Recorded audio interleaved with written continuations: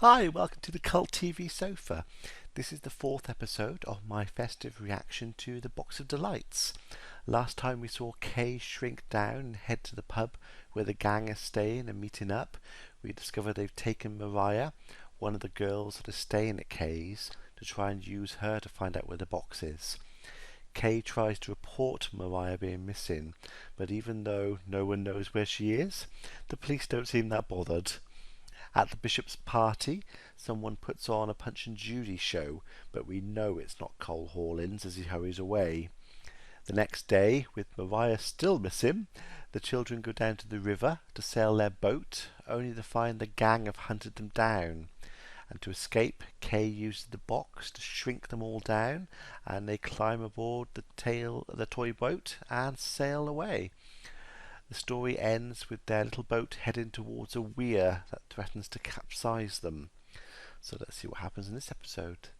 I'm going to put any relevant trivia that I find over here, and at the end of the reaction I'll be discussing what happened and my thoughts about it. And I'm going to start it in 3, 2, 1.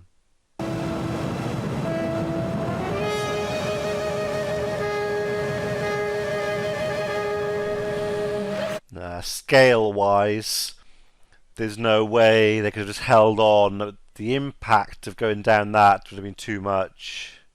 The equivalent of us going down a waterfall. Seem to have disappeared. What?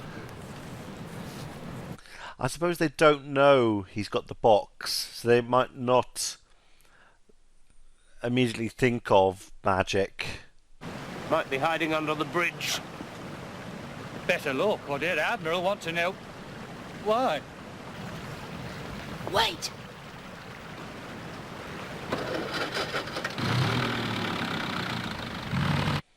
I mean, at that size, there's no way they could ever find them. Oh, the snow's all gone. And, I mean, literally all gone, not even any little bits of it left. So they've ransacked it looking for the box. Oh, Master Kay, what's happened? We've had a burglary. Ellen, why did you leave the house? I really hate the way he speaks to her like that. But I know back then they did. Hadn't you better tell me what's going on? Hello, you lot. I'm back. Ah. Mariah. And I'm very annoyed.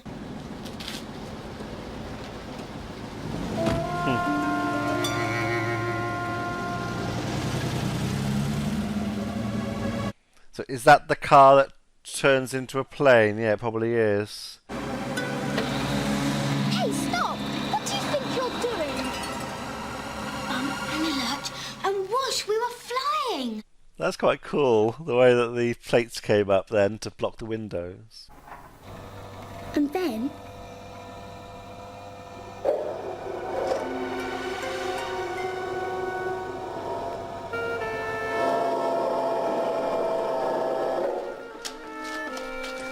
That's so well done. I was going to pause a second. Back then, it must have been really hard for them to think about how to make a car that turns into a plane and flies. Obviously, we see a car, then we hear the noises in the background, and we see the plane. So our imagination fills in the gaps. But just that little thing then, just the windows going up, which would have been fairly cheap to do, but very effective. And then when you get out the car, see the wing retract underneath. Again, fairly easy for them to do, but again, it's in your mind. You can picture that you've just seen the end of the transformation of a plane, into a car. That's very well done. For its time, that's a clever way of doing it. Say, using our imaginations to fill in the gaps. That's really good storytelling.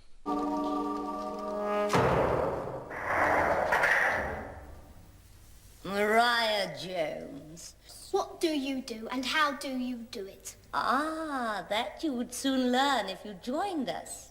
Fast cars, flights in aeroplanes. Life is one long social whirl. I'll join.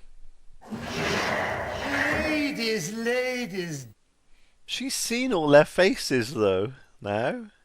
Cole Hawlings, when he gave his performance at Seekings yesterday afternoon, did he hand you a small black box? No, he didn't. You know what the scrounger is, my dear? We put you in it, and it has a thing in it that goes round and round. That is the scrounger. That's a roundabout. That sounds nice.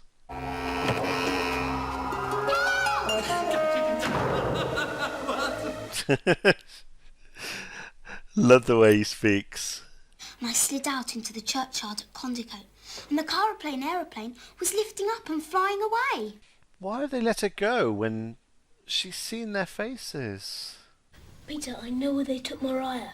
That theological college is just a front. I'm sure of it. Will you come with me? But that's 40 miles away. Yes, you could get there quite quick with a car that turned into an aeroplane. Or with this. Hope they're dressed up warm. It's going to be cold up there. Hope he doesn't do a Superman and lets go of him. Slow it down.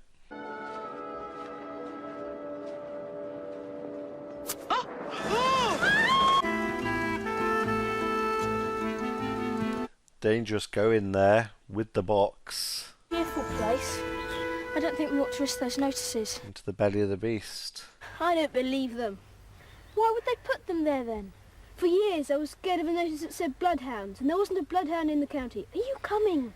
Yeah, but they're pretty well organised as a group. There could well be man traps and things. Beautiful locations. I'm going to go and get a closer look at the house. Look! That's the wind, it's good for the circulation. Yeah, jolly nice with you so quietly alone. Abner and Charles. Jolly good sort, old Sylvia. Mrs. Brown. Oh, that's his wife. Oh, I bet that's cold. Racing!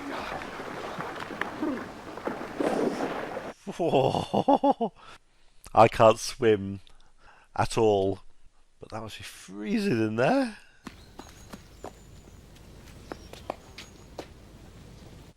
There's some clever people out there who hunt for locations for things like this, well, for all TV shows like this.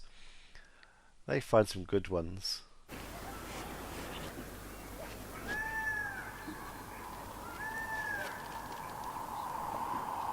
Okay, so who's flying that? Vertical takeoff and landing. I assumed it always needed a bit of a run up, like a plane on a runway. But yeah, can take off from anywhere. That's a bit ahead of its time.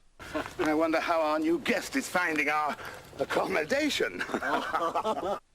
New guest. Did you hear something? Oh, got Peter now. Is there strangers around here? If there is, answer them, boys. I have a feeling they are not all clergy or monks.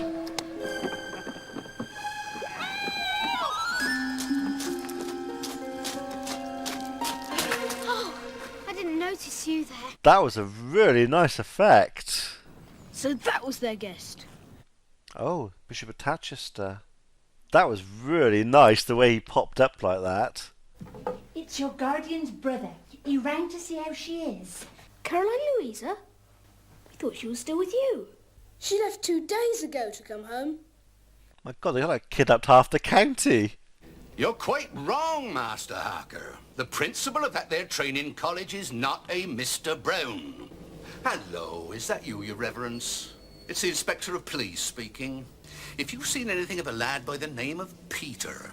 Well, now they're going to know that Kay was there, and he knows that he's called Abner Brown, giving away a lot of information. More clergymen disappear. So they're kidnapping other people related to the bishop in case they've got the box. I suppose the best thing to do is just, well, shrink down now, and you can sneak in and have a look around and find them. I'd have shrunk down by now, though, so I might see you come in. Okay. He has.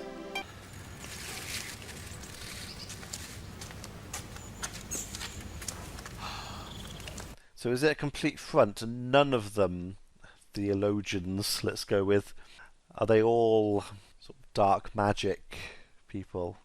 A cult, I suppose? Or only a few of them, and then the rest of them are actually clergy or theologians? Let me go swift to the chief room of this house. That was quite cool. So he hasn't got to necessarily control his flight, he can just tell the box where he wants to go and it'll fly him there.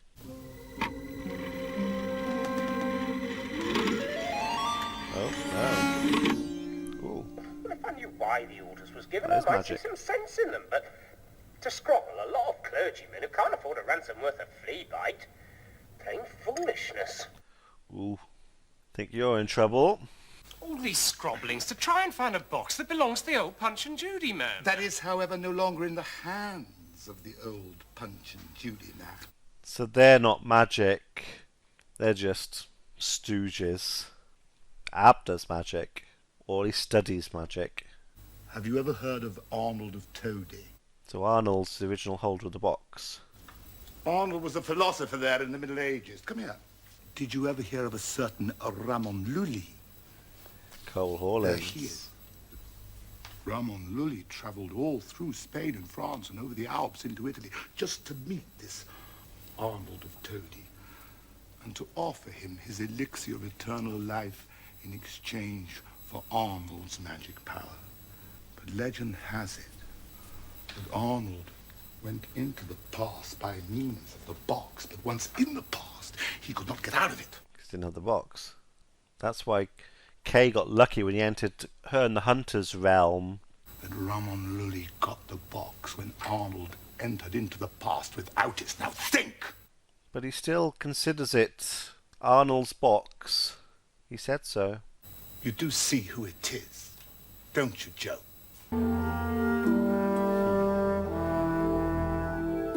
It's him. It's the old Punch and Judy man. But he must be 500, 700 years old. So he said that Ramon Lully had an elixir of long life. And it looks like he does, because he is still alive. But in the second episode, when Cole Hawlins Ramon gave the box to Kay, he said that he was only holding on to the box for Arnold. He was looking after it. So he didn't do anything nasty to Arnold to get the box. Well, doesn't look like anyway. His intention always is that if Arnold returns, he would give the box back to him. But yeah, it sounds like Arnold of Tody went into the box, into the past. And once you're in the past, he didn't have the box. I suppose if the box was closed or something happened, he wouldn't be able to get back. And he hasn't got back. I think I got that it was him very quickly. Just the picture was just obvious it was him. So yeah, they're kidnapping a lot of people, and the police don't seem bothered by it. And children going missing. And even though you wouldn't believe Kay, his story, with all the kidnappings going on, and Kay giving them information about it, it would surely ring a few alarm bells, and you'd look into it a bit. I know the policeman rang them, and it was all sort of resolved quickly in a phone call, but don't know. It's still, there would still be something, some alarm bells ringing if you're a police officer, surely. But yeah, no, it was a good episode. It got a bit of a backstory there, and a few things moved along. And that effect of Kay coming from small and then popping up, it was very well done. It could have easily have been overdone. They could have used animation to sort of make him blurry, but it seemed like a very smooth pop-up effect. Very impressed with that. Yeah. So, 2 episodes left to go. Looking forward to watching them. And I shall see you for the next one. Good seeing you.